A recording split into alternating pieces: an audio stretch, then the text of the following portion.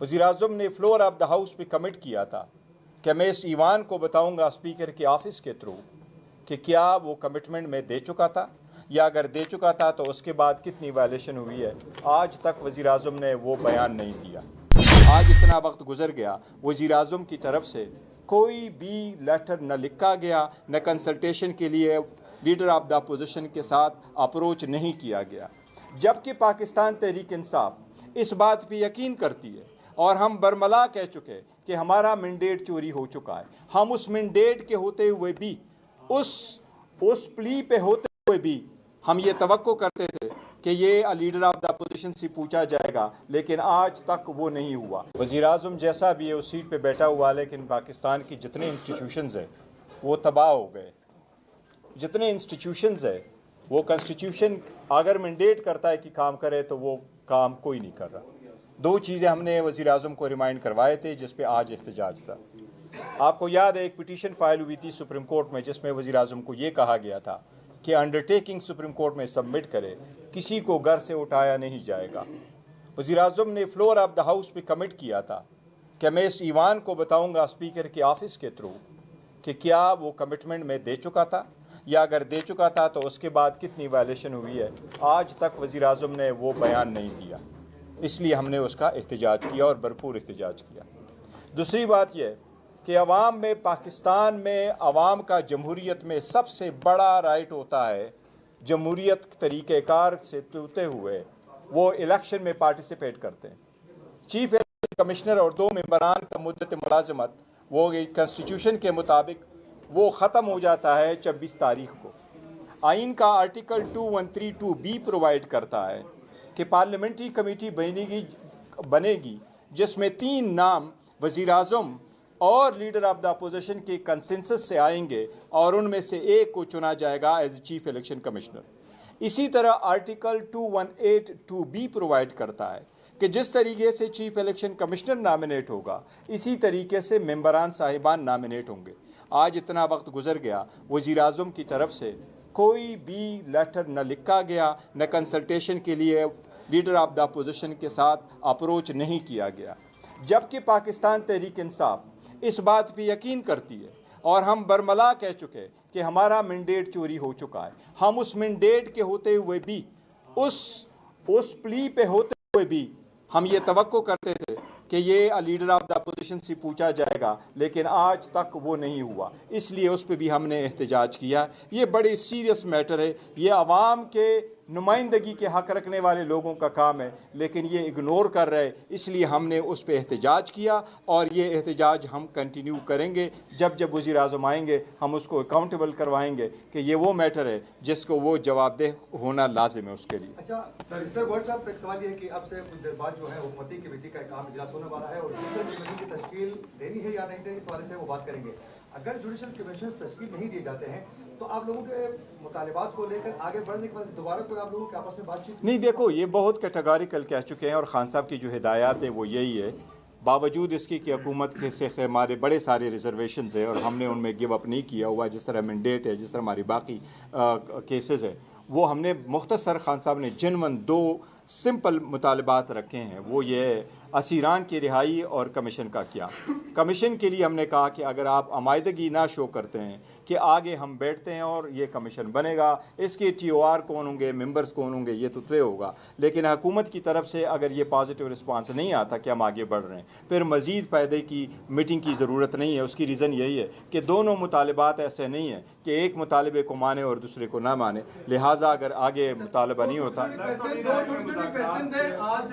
मुस्तफा नवाज खोखर की घर अपोजिशन जा रही है, उधर से आपने भरपूर एहतजाज भी शुरू कर दिया दोनों इमानों में, तो क्या टफ टाइम देने जा रही है? नहीं देखिए, एक मिनट, दूसरा सवाल, अपोजिशन लीडर वज़ीर-ए-आज़म को मानते ही नहीं, क्या उनका खत तस्लीम कर लें? नहीं, देखो, वो हम नहीं मानते, मैंडेट अपनी जगह, लेकिन वज़ीर-ए-आज़म को हमने पहले भी इस तरह लिखा था, उनका लेटर आएगा, अगर आता वज़ीर-ए-आज़म का लेटर तो डिस्पाइट दिस की हमारी रिजर्वेशन से हम अपने नाम देते। इसलिए हमने लेटर में भी लिखा है कि पार्लियामेंट्री लीडर ने लिखा है, वो लीडर ऑफ द अपोजिशन ने लिखा है कि ये प्रोसेस इनिशिएट होना था और ये प्रोसेस इनिशिएट नहीं हुआ। लिहाजा इनका तो मकसद यही है कि जो लोग ऑलरेडी है वो कंटिन्यू करें, क्योंकि 26वीं तरमीम में ये लिखा गया था कि जो लोग रिटायर हो जाए वो कंटिन्यू करेंगे ता वक्त ये कि नए आ जाए, और हम चाहते हैं कि ये प्रोसेस कंप्लीट हो। और शहबाज शरीफ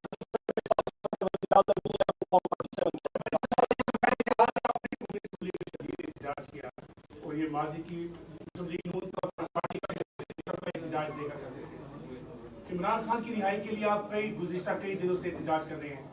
आज इमरान खान की रिहाई के लिए एहतजाज था या आपके मुताबिक 47 वाले वज़ीर-ए-आज़म के खिलाफ? डेमोक्रेसी के लिए था, जमहूरियत के लिए था, आइन और कानून के लिए था, गोली क्यों चलाई के लिए था। Thank you. मोहम्मद साहब ये बताइए कि ये जो असम्बली है ये पूरे मुल्क के नुमाइंदों की असम्बली है और इसमें आपको कोई हक नहीं है कि आप इस मुल्क का जो पार्लिमानी बिजनेस है आप उसको मुतासर करें। एक सेकंड एजेंडा है, एक सेकंड यहाँ पे मैं आपको एक सेकंड मेरे भाई, एक सेकंड मेरे भाई।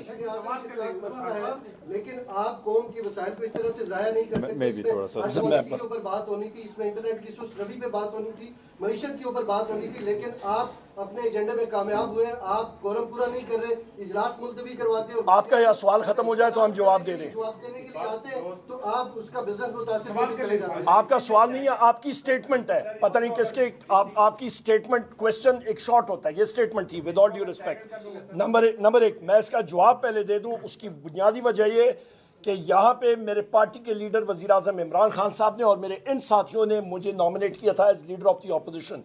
अल्हम्दुलिल्लाह मुझे मेरी पार्टी ने नॉमिनेट किया था कि मैं प्राइम मिनिस्टर का इलेक्शन यहाँ पे लड़ूं। और यहाँ पे मेरी कुर्सी जब मैं उठता होता हूँ, और उमर अयूब को साइड पे करें, जब लीडर ऑफ द अपोजिशन उठता है, आप सारे पार्लियामेंट्री रिपोर्टर्स को मालूम है कि उसका राइट होता है कि वो एड्रेस करे और बातचीत करे। मुतअद्दिद बार स्पीकर नेशनल असेंबली ने मुझे वो राइट नहीं दिया। आज भी मैं उठा और मैं पॉइंट आउट करने चाह रहा था कि 2 बजे का टाइम था, 3 बजे क्या हम लोग किसी के गुलाम हैं? हम लोग इंतजार करेंगे? हाउस 2 बजे क्यों नहीं शुरू हुआ? शहबाज शरीफ कौन होता है हम उसका इंतजार करें? ये हाउस है, ये मैं पॉइंट आउट करने चाह रहा था।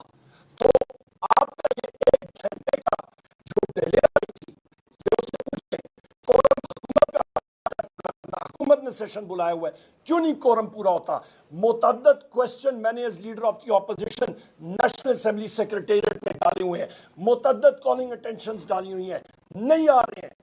क्या ये कोई बनाना रिपब्लिक है या कोई म्यांमार है? यहाँ पे क्या वर्चुअल मार्शल लॉ है कि यहाँ पे उनकी अपनी कतकन लगी है?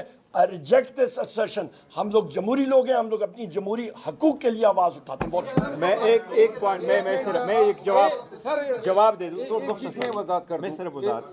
आपने जो सवाल किया ना कि आपने इनको बिजनेस क्यों नहीं करने दिया, गुजारिश ये है कि जो लंदन प्लान बना था, लंदन प्लान के लोग जो हैं ट्रंप के अलफ लेने के सूरत में अब ऑफिशियली यतीम हो गए हैं। हमें खान के वो अल्फाज के अल्लाह ताला की वहदानियत और इय्याका नअबुदु व इय्याका नस्तईन, हमें सिर्फ पाकिस्तान के अवाम और पाकिस्तान की आईन से खैर की तवक्को है।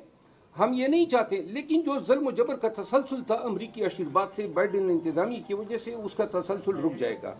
ऐवान में बिजनेस चलाने देने से कहीं ज़्यादा इस मुल्क के अवाम के लिए ज़रूरी है कि इस मुल्क में हम जमहूरी अक़दार को प्रमोट करें, इस मुल्क में फिस्तायत जुल्म जबर के ख़त्मे के ख़िलाफ़ आवाज़ उठाएं। बुनियादी हकूक़ का इन्होंने मजाक बनाया हुआ है। सियासी हकूक़, इमरान खान की सूरत हाल आप देखें, एक केस ख़त्म होता है दूसरा शुरू हो जाता है। तो लिहाजा ये जो बिजनेस इन्होंने करना था, इससे कई अहम जो है सुप्रीम कोर्ट की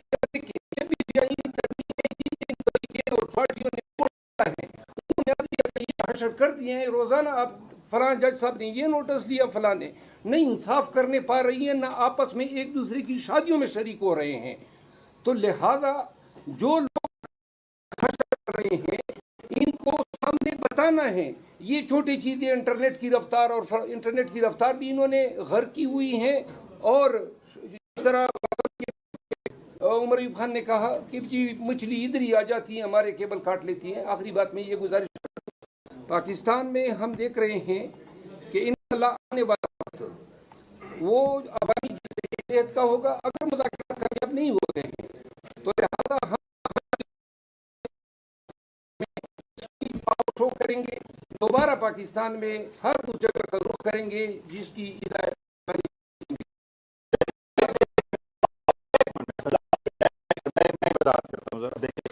आपने जो पॉइंट पॉइंट आउट किया, मैं आपको बताऊं,